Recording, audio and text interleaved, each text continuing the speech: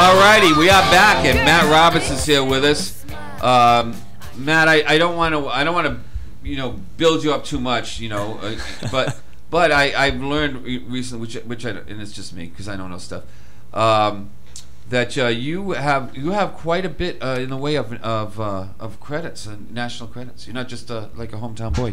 You've been on the Today Show? Thanks. Yeah. That's big. Yeah. It was very, very cool. Al Roker and Ann Curry were in our segment, so that was a very, very cool experience. Yeah. I got to think that that's really cool because of the whole thing. See, to me, and now I've never been to L.A., but I've been to California, not L.A., but just going down there to Rockefeller Center and just the history of all of that and just walking into that studio I think it must be cool even if you've done it before. Yeah, it was awesome. It was pretty overwhelming being down there, all the history and hanging out in the green room. Josh Groban, the singer, was on that day too, and he was in the dressing room over, in the green room, and it was just cool to be in that environment, be watching the show, and get to talk to the people you wake up with in the morning every day. So it was cool. And you did some magic? Actually, at the time, what I was doing is I was on the road with a show called Sesame Street Live. And, yeah, really? I was the host of that show. And I was the only human. Everybody else, I was the only one without fur. So yeah, see, Sesame Street Live fascinates me being a parent because those shows always have those cute and cuddly characters at an 8-foot-tall monstrosity level, which has to be outright frightening for children. Actually, people love it. We were playing Madison Square Garden at the time, which was cool. Really exciting too. And so we were there for 2 weeks, and they had us come on the Today Show, and they did an interview with me about what was going on with the show, and I was plugging the show for a company called V Corporation who produced it, and it was really exciting. I got to talk to Al and Ann about the excitement of Sesame Street in New York. That had to be Sesame. Yeah. I mean, I love that show. Sesame Street? Oh, I do too. Oh yeah, I grew up on it. Yeah, it's still a great show. And I heard you guys talking about puppets earlier, about the Muppets. And when I'm not doing magic, actually, the only other job that I have is I'm a freelance puppeteer for the Jim Henson Company. No, wow. Yeah. Are you kidding now me? That's excellent. I'm a humongous Jim Henson Company fan, especially his the company's other work. Yeah, like the sci-fi show Farscape. Yeah, they did incredible work on. It's excellent. Never mind that Dark Crystal still scares me. Right. Yeah. And Labyrinth. Yeah. A little creepy, right? Yeah.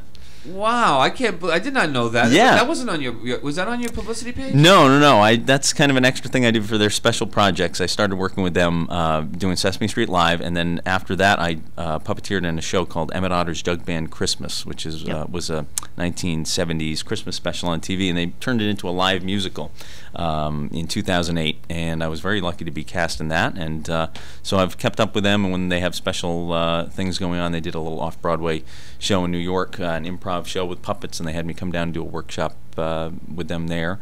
I get to be part of a workshop with some great veteran Muppeteers, and so that's kind of my other. That was a dream of mine as a kid. I was always a big Muppet fan. I guess. Yeah. I guess. I just recently started getting my wife to watch, like Muppets, the Great Muppet Movie, and the Great Muppet Caper, classic. and Muppets Take Manhattan. Come on, classic stuff. Yeah, awesome. I love that stuff. Excellent. Wow, you the man. You know how lucky you are. Seriously. I know. I've been very fortunate. It's like all the things I wanted to do as a kid, I actually get to do for a living. So. Yeah, that's awesome. Yeah. Now you told us we don't do as we don't do a lot of preparation and research on this show. But let's keep it fresh. But you were born in right here in Swansea. I was born in Swansea. Yeah. Born and raised in Swansea, Massachusetts. Because this matters around here, and it does matter in Rhode Island too. What section of Swansea? Where? Because it doesn't matter. Swansea. It doesn't matter how small the town is. There's sections. I now live in Swansea, and there's sections. Sections, yeah. Well, it's funny. They call North Swansea something different in Swansea. It's actually kind of West Swansea. Yes, they call it North Swansea. That's right. But I grew up in the real North Swansea, up kind of closer to the Rehoboth, Dighton area up there, up off of Sharpslot Road up there. Sharpslot Road. Yeah. Yes. Yeah. Near the Nike site. Yeah, the Nike site and cows and a lot of cows. Yeah, Shopside Road. I love Shop. This used to be part of my bicycle route back when I was young and could bicycle that far. Nice. And so now you live in one of my other favorite places is West Warwick. That's right. Yeah, moved there last year. Yeah.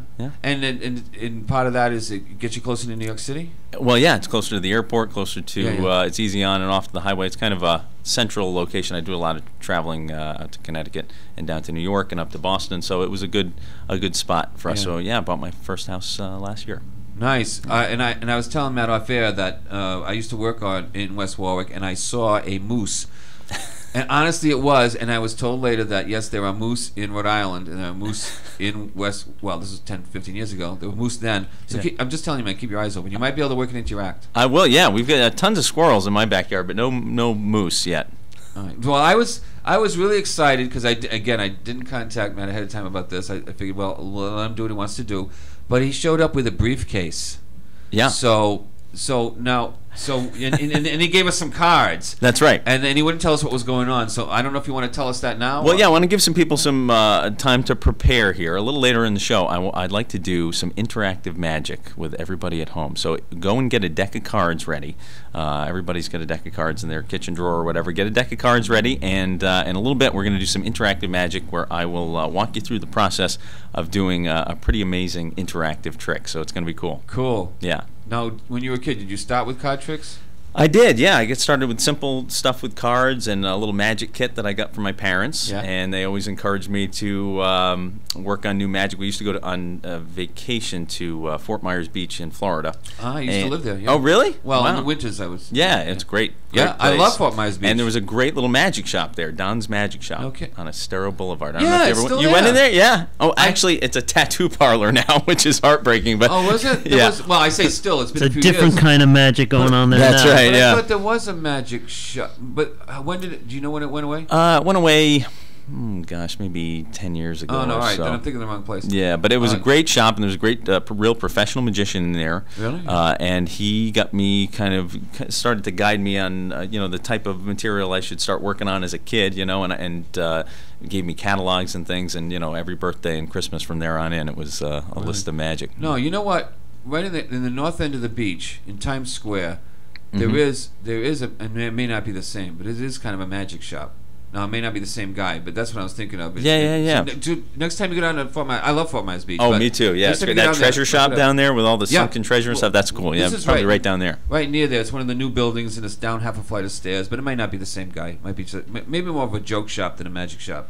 But a lot of people who are magicians, I guess, wanted to be as kids, and a lot of kids wanted to be. Yeah. And now, do you know Tracy Gentle personally? Is this how she got a hold of you? Yes. My booker. You do? Yes. All right. And her daughter Lila is I gave her some magic stuff for her birthday or something. She's into magic. Oh, that's great. So we're gonna probably make sure that she sees this show on the we have a replay on the internet. Yeah, absolutely.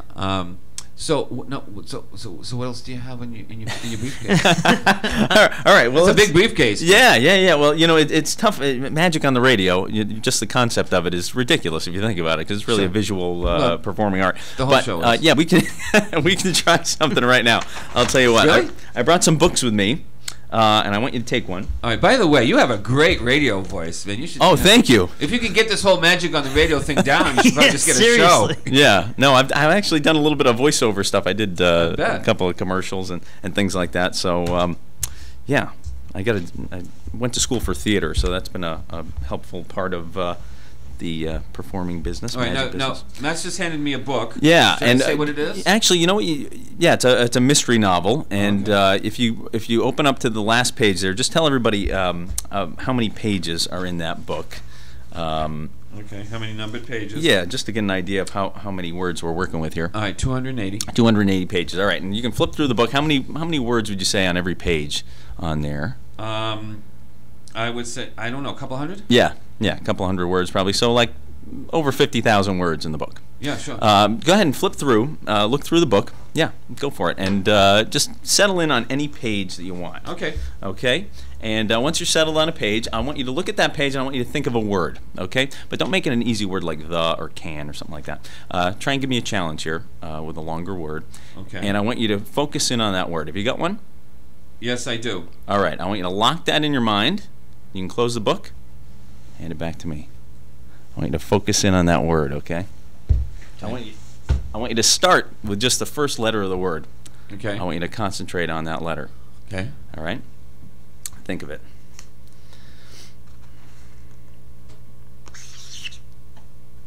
All right. For the first time, what was the first letter you were thinking of? F. F. and I wrote down the letter S. Pretty impressive, right? Yeah. Wow, perfect for the radio. No, that's okay. Now, when you were doing it, you were probably saying F, F, F over and over again, right? Yeah. Okay, and maybe that came through as S. F and F, S are, similar sounds. But this time what I want you to do is really visualize the word. I want you to picture it in your mind as if it were written on a giant chalkboard in your mind. Right. Okay. And I'm going to try and get the second letter. I want you to picture that word. I'm going to try and get the second letter. I'm getting a good impression here. Was the second letter I? Yes. It is. Keep thinking of that word. Okay.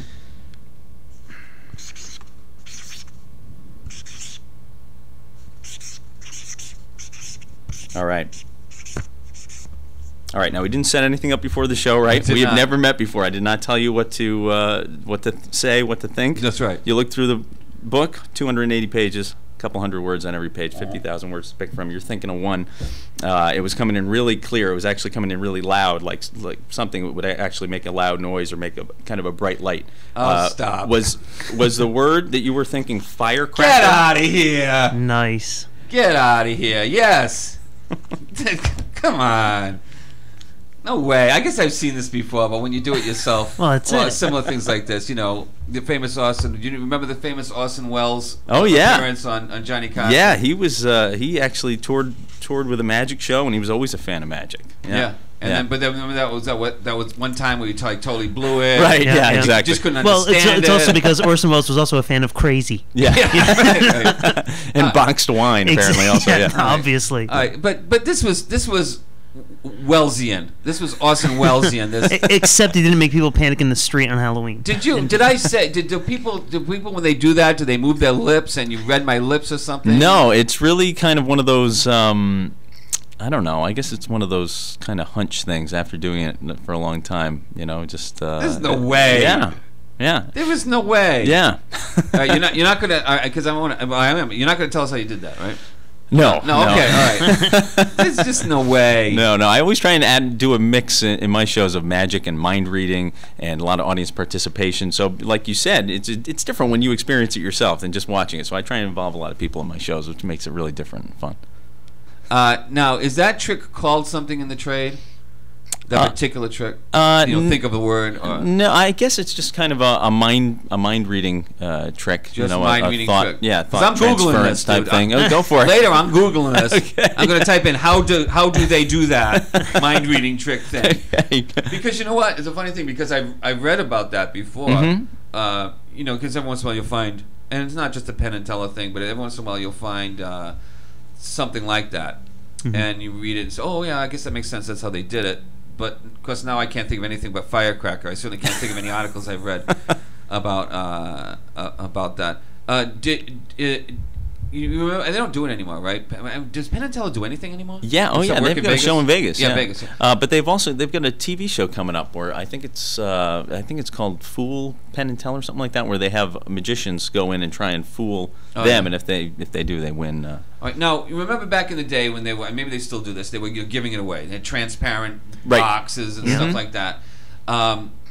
And there was a lot of talk about that amongst magicians. They're ruining the whole thing. They're giving away the secrets and the illusions and all that. But I really don't think anyone really thought someone was getting sawed in half. So I just thought at the time, I don't really think they're doing that at all. I think people... I've seen Penn and Teller, and I'm still amazed by this whole firecracker thing. So, do you know? Did it have no effect? Did it help? Did it hurt? Did you look up to them? They're a lot older than you. Right? Yeah, I think Penn and Teller are two of the greatest magicians ever. I think what they do is brilliant because they take magic and kind of turn it on its head. Yeah. They make, they have such a great approach and are so different. And I think that's kind of the secret of making magic relevant and exciting is coming at it kind of in a different way. So yeah, I love what they do. I think they're brilliant. Well, it was funny. We were talking about the Punch and Judy shows, the medieval puppet shows, and of course in the ancient world there were singers and dancers, and I don't think there was too much else. There were astrologers, and that's not magic for entertainment. It's a different kind of magic now with a K. But at least since the Middle Ages, but maybe before that, two of the most ancient arts, I guess. That word "ancient" in quotes, have been puppets and magic. You're exactly right.